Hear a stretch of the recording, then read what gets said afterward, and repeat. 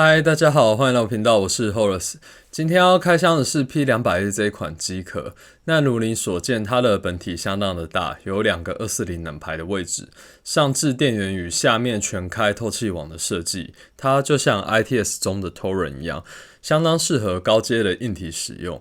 无论是水冷还是空冷 CPU 或是 GPU， 它这款机壳都有良好的对应。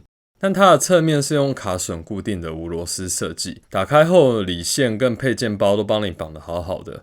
那包装内有彩色的说明书与直立显卡架，那它的延长线要自己买，毕竟这一个机壳才1490块，比起很多的 PCI 延长线都还要来得便宜。那它的螺丝拆下后，你可以看到有2颗2.5寸的硬碟，那它的主机板的正下方是完全的镂空，怎样子的散热器背板你都不用担心会跟机壳本身产生干涉，那也可以直接锁上主机板，你以后要换散热器也会更加的方便。下方可以锁2颗12公分风扇，确保它的显卡能够吃得到冷风。那它的前面板有2个14公分的风扇与280的水冷排，从这个光打下去可以看到它的透是真的还蛮透的。那比起前面讲的 Q500 这款机壳这种要透不透的来得好了太多。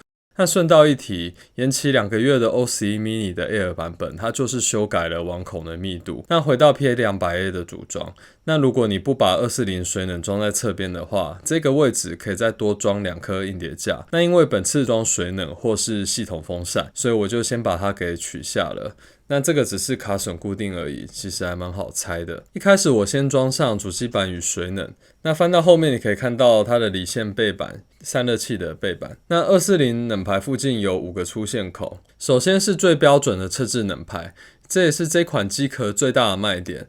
它的位置的好处是 CPU 的废热可以直接的排出去，废热本身其实根本没有经过机壳内部。像联力的 OCE 就是这种侧置冷排，很多都是这样子装的，尤其是玻璃有积热的疑虑，你这样子排气的风道会更加的良好。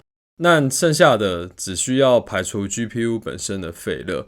那这种配置在 ITS 是很少见的。那注意的是，你可以看到冷排已经直接贴着2个风扇。如果你要双240冷排的话，厚度就不可以超过25 mini。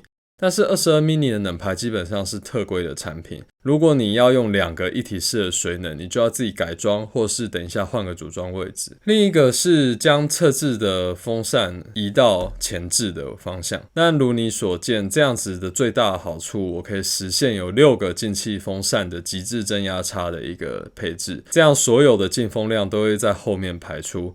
顺道一提，这个风扇是贴着前面板的，可以隐隐约约看到风扇。猫头鹰风扇的特殊颜色还是可以看到的，我个人是还蛮喜欢这种隐隐约约的外形。那最后一个就是把前置冷排整个反转到本体的外侧。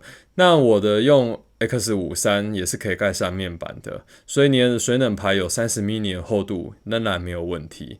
不过这样风扇不大好装就是了。那这样还有一个就是它的风扇是变成排风的方向，热气会从前面板排出，会让你冬天暖心，夏天烦心。那 Mitsubishi 它也是这样子的，你在用的时候它的热风就是会吹向你。但这种负压差的设计其实对于避免废热累积是很有帮助的。这个方向等同于机壳内侧只有风扇，所以我就可以同时安装2个240冷排，就不会有我刚刚前面2个讲到的干涉问题。那之后我会再找个一体式的水冷卡装上去，讲的好像水冷显卡很好找一样，尤其是在这个时候啊，不过我尽量。那这边简单讲一下我这个公版5700，那现在因为5700算是虚拟货币的关系涨最多的，那刚好看到一个就是差不多10价的公版包装，那拍给大家看。那我之后会再找一下240冷排，看能不能装个双240冷排在 ITS 的机壳配置里头。那届时温度测试跟显卡的配置也会一起测上去。那实测部分我这边就先测我的 CPU 的烧机温度，8700大概就是73度。那出来的风只能说是有温度而已，连温都算不太上。那可能要用烫一点的处理器才可以吧。那不过现在看看现在12代的反应价格实在是很可怕，那主机板破万已经变成一种常态了。